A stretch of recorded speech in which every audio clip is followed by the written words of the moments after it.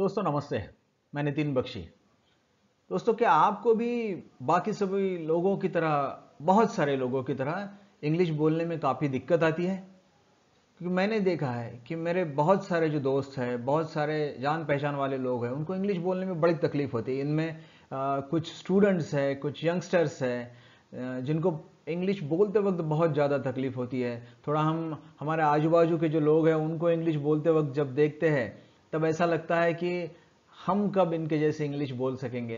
तो दोस्तों इन सब बातों का सोल्यूशन निकालने के लिए मैं ये चाहता हूँ कि हम लोग इस सेशन से, हमारा ये जो पहला सेशन है, ये सेशन के साथ में हम लोग ऐसा एक कोर्स डेवलप करते हैं कि ताकि आपको इंग्लिश बोलने में बड़ी आसानी हो जाए। जैसे ही ये आप पूरा कोर्स इस कंप्लीट हो जाए, आपका ख़त्म हो जाए, तब तक आपको इंग्लिश बोलने में बड़ी आसानी से आप इंग्लिश बोल सकोगे। तो दोस्तों इंग्लिश बोलते सबसे पहले आपको क्या करना है? पहली बात तो यह है कि कोई भी लैंग्वेज में आपको अगर बात करना है, वो कोई भी लैंग्वेज है, तो हिंदी, इंग्लिश, मराठी, संस्कृत, जो भी भाषा आपको सीखनी है, तो पहले तो हमको उस भाषा में बात ही करना पड़ता है। उसका मतलब यह है कि जब तक हम उस भाषा में बात नहीं करेंगे, हमें वो भाषा आ ही नहीं सकती है। इसके लिए हमको एक बात करना पड़ता है कि जो सराउंडिंग है हमारा, वो सराउंडिंग क्रिएट करना पड़ता है। सराउंडिंग का मतलब यह है कि हमारी तरह इंग्लिश सीखने में जिनको इंटरेस्ट है, ऐसे ही लोगों को हम हमारे साथ में रखना चाहिए, ताकि वो भी हमें हेल्प करें और हम भी उन्हें हेल्प करें। दूसरी बात, do not be afraid of making mistakes. English बोलते वक्त आपके दिल में एक डर रहता है कि मुझे इंग्लिश जमेगा नहीं जमेगा, कैसा करूंगा। अब ये डर जो बैठ जाता है, और वो डर क्यों रहता है? ऐसा लगता है कि कुछ गलतियां हमसे हो जाएगी क्या, अब अगर गलतियां सामने वाले के समझ में आ जाएगी तो वो हंसेगा क्या हम पर। तो ये जो डर बैठा है हमारे दिल में, किस बात का डर? Of making mistakes. अब गलतियां करने का जो डर है, वो डर अपने को दिल से निकाल देना है अपने को, तब तक अदरवाइज आप नहीं बोल सकेंगे। तीसरी बात, start speaking, confidence will follow. कोई भी चीज करने से ही आती है, वैसे अपने आप से तो नहीं आएगी। और कोई भी लैंग्वेज आपको अगर सीखना है, मतलब बात करना है उस लैंग्वेज में, तो एक ही आसान तरीका है कि बस आपको उस लैंग्वेज में बात करने की कोशिश करना पड़ेगी। जैसे आपको इंग्लिश अगर आपको सीखना है तो इंग्लिश में बात करने की कोशिश करना पड़ेगी, और जैसे ही आप बात करेंगे थोड़ा थोड़ा आपको आता जाएगा, और उसके बाद में कॉन्फिडेंस अपने आप ही आता है। कॉन्फिडेंस का मतलब है आत्मविश्वास आपको आ जाता है। और आपको एक बात का डर रहता है कि मेरे पास वोकैबुलरी नहीं है। अब वोकैबुलरी का मतलब मुझे उतने वर्ड्स मालूम नहीं है इंग्लिश के, क्योंकि फिर क्या हो जाएगा कि मैं किसी के साथ में जब भी बात करने को बैठ जाऊंगा, या फिर बात मेरा चालू हो जाएगी करना, तो उससे क्या हो जाता है, अगर मेरे पास में वोकैबुलरी ज़्यादा नहीं है, मेरे पास में वर्ड्स ज़्यादा नहीं है, तो मैं क्या करूंगा? नहीं जमेगा मुझे। उन्हीं शब्दों के साथ मैं खेलते रहूंगा, और सामने वाले को पता चल जाता है कि अरे इसके पास तो वोकैबुलरी नहीं है। लेकिन आप बेफिक्र रहिए, अगर आपको आपकी वोकैबुलरी बढ़ाना है तो दो चीजें करने पड़ती है। नंबर एक, आपके आजू बाजू में जो लोग भी इंग्लिश बोल रहे हैं उनकी तरफ ध्यान से सुनिए, वो कौन से शब्द यूज कर रहे हैं, और वो शब्द याद रखने की कोशिश कीजिए। और दूसरी बात, वोकैबुलरी आपकी बढ़ाने के लिए एक आसान तरीका है, आपको ज़्यादा से ज़्यादा इंग्लिश पढ़ना पड़ेगा। अब इंग्लिश पढ़ने का एक तरीका मैं आपको बताता हूँ। आप चाहे तो न्यूज़पेपर पढ़िए या मैगजीन्स पढ़िए, और उसमें की जो चीज़ आपको पसंद आती है, जैसे आपको फिल्मों के बारे में पढ़ना पसंद है, फिल्में पसंद है आपको, तो फिल्मों के बारे में इंग्लिश में पढ़िए। आपको कोई स्पोर्ट्स पसंद है, क्रिकेट ज़्यादा पसंद है, तो क्रिकेट की न्यूज़ इंग्लिश में पढ़िए। आप रोज पढ़ते रहिए, आपकी वोकैबुलरी अपने आप डेवलप होती है। आपको you don't have to worry at all. और एक बात, आपके आजू बाजू में ऐसे बहुत सारे लोग हैं कि जो बहुत अच्छा इंग्लिश बोल सकते हैं। अब ये लोग जब भी इंग्लिश में बात करेंगे तो आपका क्या काम रहेगा कि ध्यान से देखिए वो किस तरह से बोल रहे हैं, प्रोनाउंसिएशन उनके कैसे हैं, बात किस तरह से कर रहे हैं, उनके पास में क्या वोकैबुलरी सचमुच बहुत ज़्यादा है या बराबर उसका यूज़ कर रहे हैं जो उनके पास में वर्ड्स हैं। अच्छे अच्छे सिनेमाज देखिए, इंग्लिश पिक्चर्स बहुत सारे चालू रहते हैं। इनिशियली आपको नहीं समझेगा, शुरुआत में नहीं समझेगा, धीरे धीरे समझ में आएगा। उससे आपके बहुत सारे वोकैबुलरीज भी बढ़ेगी और दूसरा प्रोनाउंसिएशन जिसको हम बोलते हैं वो आपके बहुत अच्छे होते जाएंगे। ड्रामाज देखिए, इंग्लिश ड्रामाज बहुत सारे अवेलेबल रहते हैं, लेक्चर्स हैं, बहुत सारे स्पीचेस देने वाले लोग रहते हैं जो इंग्लिश में बात करते हैं, उनके आप लेक्चर्स देखिए, और मूवीज़ के बारे में मैंने आपको पहले ही बताया है। तो दोस्तों, और एक बात, इन सब के परे मैं जाके आपको कहता हूं कि आप एक छोटे से बच्चे का एग्जाम्पल ले लीजिए। अब ये छोटा सा बच्चा क्या करता है कि आपको वो उसको कुछ आता है क्या? 1 साल का बच्चा समझ लीजिए, उसको कोई लैंग्वेज नहीं आती। वो क्या करता है, उसका सराउंडिंग क्रिएट करता है, उसके सराउंडिंग में मम्मी पापा और जो कोई भी लोग है वो जिस लैंग्वेज में बात कर रहा है उसकी तरफ ध्यान देता है और धीरे धीरे वो लैंग्वेज सीखता है। मुझे बताइए, उसको वोकैबुलरी आती है? नहीं। उसको ग्रामर आता है? नहीं। उसको मालूम है क्या कि वो मिस्टेक्स कर रहा है कि नहीं? कुछ मालूम नहीं, बेझिझक बोलते जाता। बस उसी तरह अपने आप को एक छोटे बच्चे की तरह ट्रीट कीजिए और चलिए आगे, कोई फिक्र नहीं है। इंग्लिश में क्या है, गलतियां ही होगी ना, इससे ज्यादा क्या होने वाला है? कोई बात नहीं, गलतियां करके ही हम लोग सुधरने वाले हैं। तो इसलिए पहले तो अपने दिल से डर निकाल लीजिए कि आप मिस्टेक करोगे या और कुछ होगा, और आगे चलते हैं। ठीक है, ओके। अब किस तरह से स्टार्ट करते हैं? अब स्टार्टिंग में मैं आपको एक बात बता देता हूं, ये थोड़ा सा हमारा टाइम टेबल के जैसे समझ लीजिए। अगर आपको ढंग से इंग्लिश बात करना, ढंग से इंग्लिश में बात करें, जिसको हम कहेंगे कि थोड़ा फ्लुएंटली बात करना है आपको, तो रोज कम से कम 10 से 15 मिनट अपने आप से बात कीजिए।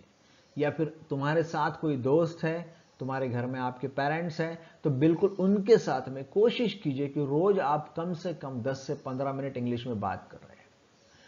दूसरी बात, टू स्पीक नेचुरली। अगर आपको नेचुरली इंग्लिश में बात करना है तो most of the time start thinking in English. अभी हम क्या करते हैं कि जब भी बात करते हैं तो हिंदी में सोचते हैं पहले। ये अब जैसे आपको कुछ बताना है कि मुझे मूवी देखने जाना है, मुझे पिक्चर देखने जाना है, तो आपके दिल में चालू हो जाता है, मुझे ये ऐसा इंग्लिश में अगर बोलना है तो आप सोचेंगे मुझे पिक्चर देखने जाना है, तो आप क्या कहेंगे, I will go to see a movie.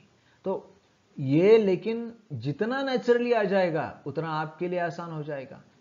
इसलिए इंग्लिश में सोचना चालू कीजिए, इंग्लिश में ही सोचिए। आप कहेंगे इंग्लिश में कैसे सोचना?